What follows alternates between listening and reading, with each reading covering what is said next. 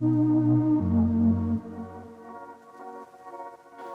back to Rocky Mountain Residential, a podcast by MCM Collective. I'm Kelly McBartlett. My name is Taylor Price.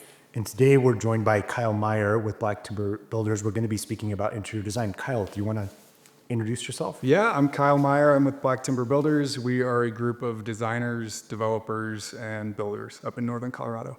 Awesome. We know that you focus on passive design in your homes. We do. And so how does that shape interiors? You're already focused on, how does design respond to climate, all of those things. Yeah. What does that mean when it comes to the interior? I think when you set a standard for your goals in architecture, design, energy efficiency, and you have a team that's aligned in doing that early on, then it just provides a bunch of freedom for interiors. You know that your team's taking care of that and is passionate about that, and you get to just kind of do the fun stuff on the inside of the home and make it shine. Okay. That's awesome. You kind of mentioned freedom with interiors. Although you have that freedom, what are some of your go-to or favorite materials to use when you're creating these sustainable and just sensory-focused spaces? I don't know material specific, but we tend to have like an organic type of feel to how we build. We want it to be inviting. We want to have a welcoming feel coming into the home, a timeless feel when you're in the home. We want a very livable home that gets used, So I think organic's the best word for it, and not in a super granola hippie crunchy way maybe, but just in like a really from the earth materials feel the best for us, in homes and in living and in day to day. Yes. So what does that mean? Does that mean you're using stone a lot on the interiors of these homes, or are you using timber? Sure. Like a good example would be we've gotten into really oiled floors, right? Yeah. Like with Scandinavian oils. So instead of having like a poly coat, that's kind of a plastic, oftentimes has a sheen on it, this floor kind of lives with you. You can put scratches in it, right? And it will scratch too. It's not a hard coat. Yeah. But you can just touch it up with a little bit of oil if you want to. That scratch will live in that home forever. You can sand it out. I mean, you can refinish, you can do all the same things, but it's kind of like, as far as sensory design goes, I think like how it feels on your feet and your eyes and how the light hits it, those types of details we've adopted, we've really just fallen in love with, and it's hard to go back once you're there. Yeah. Absolutely. Yeah. Makes a lot of sense. So what would you say is the most overlooked or misunderstood component of design when it comes to the homes that you design, passive or otherwise? Relating it to interior design, I don't think there's PassivHaus design. There are a few things that drive, right? So it's the home's placement and orientation on a lot, in its relationship to due south and kind of the sun in the winter, especially to pick up those solar heat gains. So there's constraints in where the house is placed. There's constraints in the amount of glass you have on the south side of the home versus the north side of the home, for instance. But once you get past those constraints, you're really free on the interiors, PassivHaus doesn't really care what you do on the inside of the house, let's put it that way, right? So there are challenges that can come up in the architecture, and they make the air sealing difficult and more costly, right? There's something we call form factor on a home where, a box is a really easy PassivHaus to build.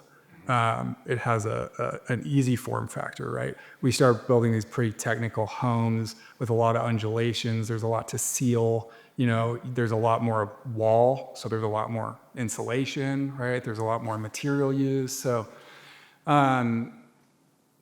it all plays in holistically together. But as far as the interior design goes, you're free to do your thing, and it can be any design type you'd like getting into a PassivHaus. Yeah. Oh, that's awesome.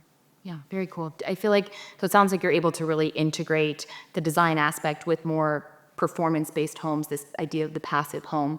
What are some specific ways you do that? I guess, how do you continue to integrate those? Because really it sounds like the best homes kind of are the best of both worlds, to combine both of those things. So could you just speak a little bit more to that? For sure.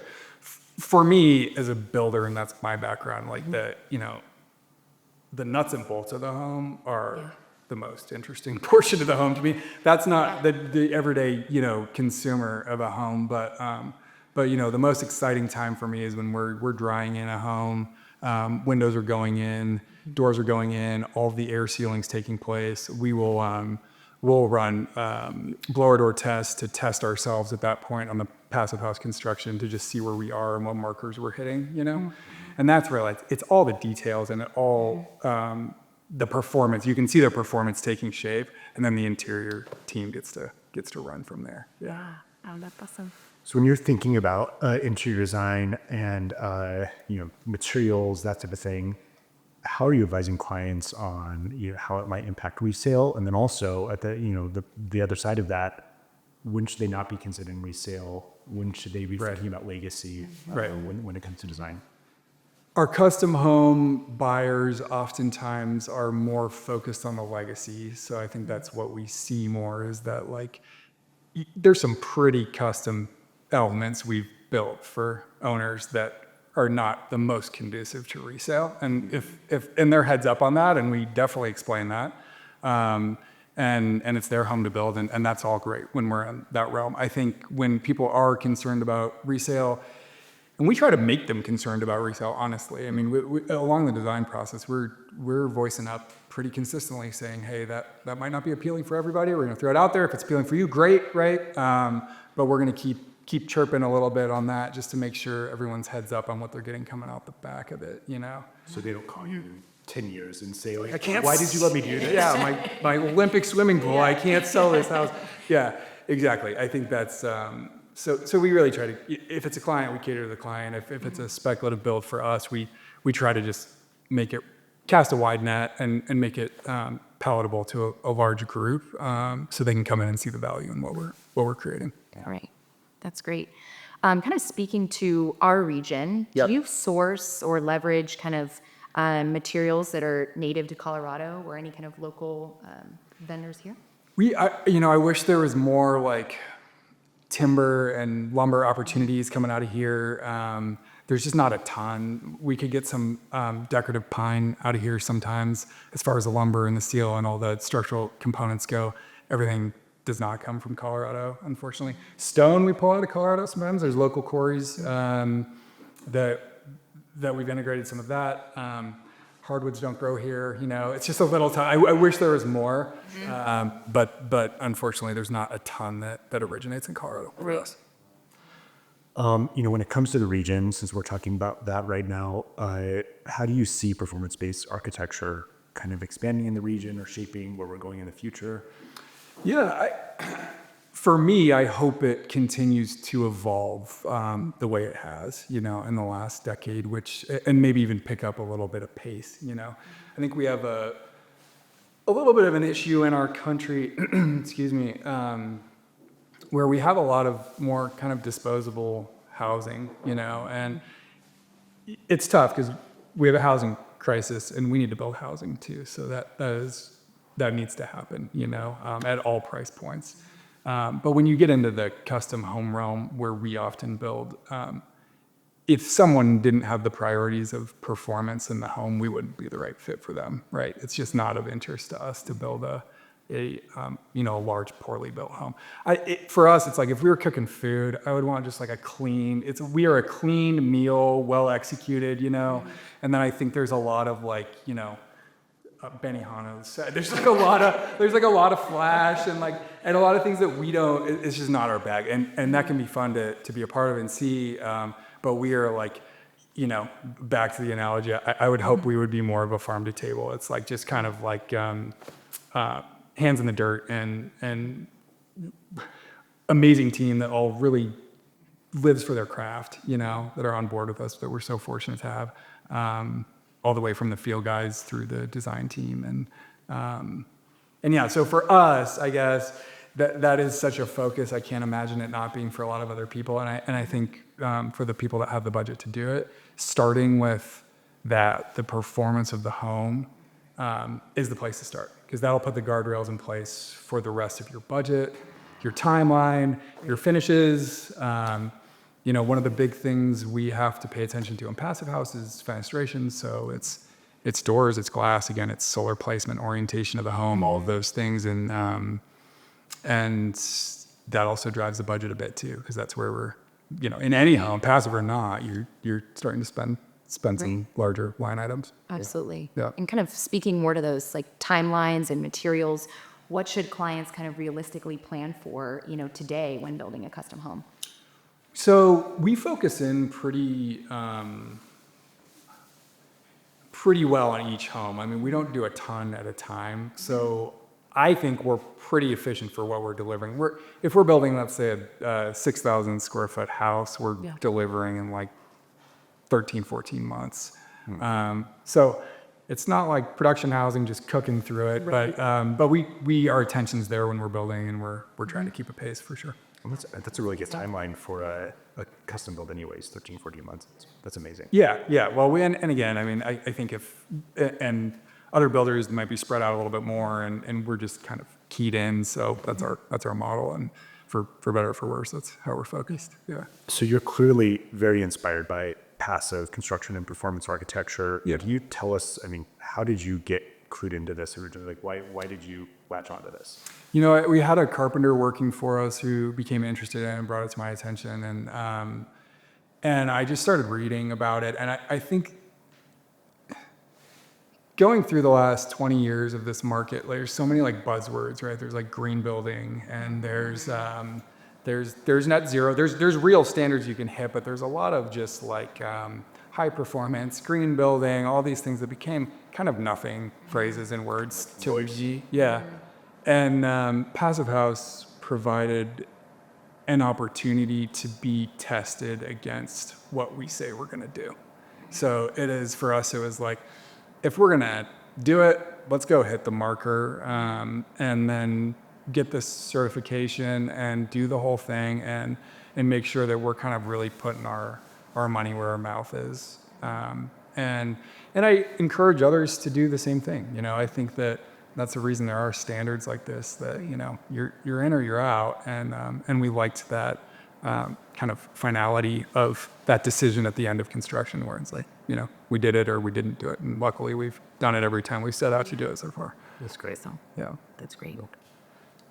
So, you mentioned in the beginning of our conversation, when you're following passive design standards, the interior can really be whatever it wants to be, right?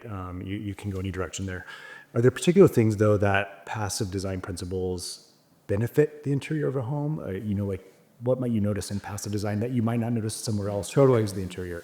I think that the biggest focus, again, would be in the windows and the doors. Because in our climate, zone 5 here, we are into triple pane glass that is, for the most part, coming out of Europe or Canada at this point. We don't have a lot of, there are some, but we don't have a lot of options for domestic window and door manufacturers here that can hit the marks we want to hit.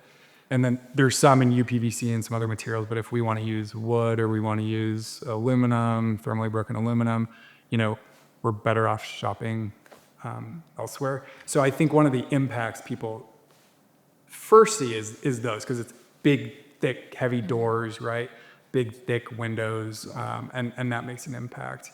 But then when you walk up to the door, like you exactly. the first Well, and it's your entry door is 4 inches thick. People haven't seen something like that before. But I think some of them, that's like the visual thing. I think people go to the visual right away when they walk in a home, right? Mm-hmm. But for PassivHaus, there's a couple other things too, like the audio portion of it. It is eerily quiet in these houses because it's so well insulated and sealed, right? So we had a client who thought he had a problem with his refrigerator after he moved in because he'd hear the ice dropping, and I'm like, no, it's working fine. Like, it's just everything. I mean, you do have to adjust a little bit being in the home and living in the home, because there's no background noise or very little background noise anymore. So yeah, those things, and then the quality of the air too. So I guess going through the senses, that's a big part of it too. This air is being pretty consistently cleaned. So you really just have this fantastic air quality coming in. It takes all the staleness out of the house or the stagnant air out of the house, right? And it's just constantly moving it in every room. Yeah. Mm-hmm. You kind of talked about sourcing, windows, doors from different places. Would you say there are other global communities that are kind of also doing things that you're doing here with For sure. passive design? Yeah. Can you speak to that at all? Yeah, yeah. Or yeah. I mean, I would say that we are far behind in the United States. Scandinavian countries in particular, pretty advanced in their building techniques. Germany, Japan, and then, I mean, PassivHaus is all through China. I mean, there are people seeing the benefit. PassivHaus on single-family homes is a single conversation, but I think it probably really shines in multifamily development, and that's a lot of China's use. Is that when we're consuming this much energy and we're building at this scale, all of a sudden that extra margin it might take to pay for it up front is absorbed pretty quickly in the operating costs, right? So we can do a math on a single-family home, but do a 200, 500 unit building, and you're like, okay, this Scales. Yeah, we can run this through pro forma pretty quickly and make sense of how this is going to go. Yeah. So, we're talking about interior design here, and we've talked a lot about passive, but black timber in itself kind of has a really cool interior design aesthetic on its own, whether it's passive or not. And so, do you want to talk a little bit about that, and how do you come to the design that you have? Yeah, thank you. Well, I'm speaking for my wife, Kyle Meyer, on that front, and then also our Mike Kintz, who's been with us for over a decade as well, who's our lead design on the architecture portion of it, and then those two are two peas in a pod on the collaboration on the interiors. And I think I probably come in and just ruin things more than anything. So we let them run, and they play off each other well, and they've and they're constantly in their their Pinterest boards and their images and their things, and it becomes part of your life. Like, for example, my wife and I were in Steamboat this last weekend, and we were talking about a house, and I was saying to her, I want it to look and feel like an African hunting lodge. It's just her and I driving, and she's like, okay. She's like, what's on the walls? Is it like photographs or is it like paintings? And I'm like, I think it's paintings, And we're literally going back and forth, just painting a picture. And she's like, on the rugs then, like, is a hardwood light or dark? And And we're like painting a picture together of how something might feel. And it's really just a vibe first, right? And then you can get down to the nuts and bolts. But being married to a designer and me being a builder, those are our conversations can get pretty constantly around, construction and design and concepts and, Your kids are gonna love this. or they'll hate it, right? Exactly. They're like, shut up. Yeah. Talk about Yeah, exactly. Well, I would imagine you have a lot of clients come to you with inspiration or wanting to have some of those conversations. So what's your process for kind of taking client inspiration, which often might come from, social media nowadays, and then really translating that into a livable space or home? Yeah. I think Pinterest was a problem, right? And Instagram for like a long time. And we had to lean into it and just use it as a tool. So now everybody has a Pinterest board, right? Or something that they bring to us. And it is usually a scattered mess of like nonsense that really cool images, but there's no organization, right? There's so we have a process in design that we take them through. We take all of their images, we bring them into our board, we'll add some, we will organize them. And we do big design charrettes with our clients. So multi-hour, sit around the big screen, taking notes, looking at images, and it's a lot of just talking through it. So it's like, yes, you like this image. What in this image do you like? So it forces them to really key in, because I'm looking at the chairs. Are you looking at the timbers, or what are you looking at? Are you looking at the color, the tone, the light, the windows, So then we start naming what it is we're actually interested in, right? And that is great for us, but it's really great for a client too, because it brings clarity to actually what they're going for.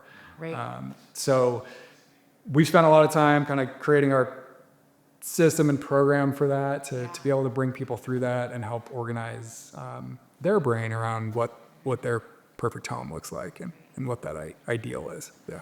So that's kind of a custom process that you bring people through. What about, what's your experience been of people that buy your spec homes versus the custom process you just talked about? Do do the spec home buyers come in and just love it because you've had full control, or what? Yeah. So far, that's been our experience, is that we find a buyer in our spec homes that comes in and they're like, this is it. I don't have to go through the whole, process of building a home, because this is a brand new home, well thought through, that these guys put together.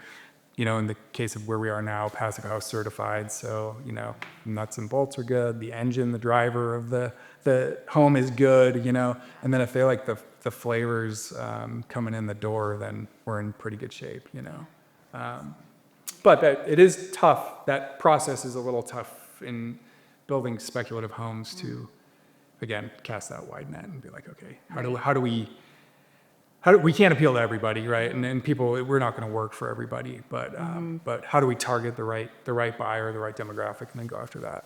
And that home's that, and the next home might be something else, So yeah. Absolutely. Yeah, it sounds like with those spec homes, you kind of avoid that decision fatigue, right? Buyers don't, have to go through that process. For sure. But when you're designing something more custom, that decision fatigue certainly can be real. For sure. Sounds like you have a great process for kind of nailing down what's most important to people, but in terms of design. But are there any other things you do to kind of create confidence and clarity throughout the building process?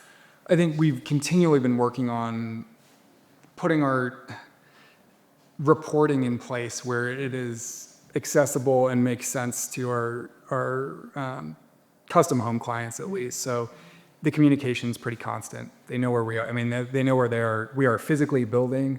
Financially, we're tracking the overages and the unders closely, right? And then really, I mean, the main thing for us has been when we're building these nice custom homes for people is just transparency, to feel like we're on the same team, So Absolutely. It's like, hey, we hit a snag here and we're working through it and raising our hand and saying, we're 3 days behind schedule and we're going to make it up here, and just being open and honest all the way through, and expecting the same on the other side too. And it is some version of a marriage doing this with clients, because you take them through design and then construction. It can be 2 to 3 years of pretty consistent communication. You're walking through everything happening in their life through that period. And so you really have to kind of set a good foundation and expectation for who you're going to be for each other through that, Yeah. Build that relationship. Yeah. You're basically learning everything about their lives. Absolutely. Yeah. Yeah. There has to be a lot of trust there. Absolutely. Yeah. Yeah. And it's super important that it is there too, Yeah. to make it a fun process, which it should be. Yeah. So this has been great, Kyle. What would you leave, when it comes to black timber builders, passive design, or just your interior design aesthetic with what the projects you guys work on? What would you leave us with? I would say that for us, we are excited to move through this market, continue to educate people on PassivHaus and high performance building. And then on the interior portion of it, we're going to keep speccing these houses, and we're going to keep pushing, the envelope on what we see up here and what we think is cool, and we've kind of, I think, done a pretty good job of being true to ourselves on that, and trusting ourselves in that, and we hope that the market can come with us on some of that, and at least some folks enjoy what we're doing up here. Yeah, it's great. Amazing. I'm sold. Yes, me too.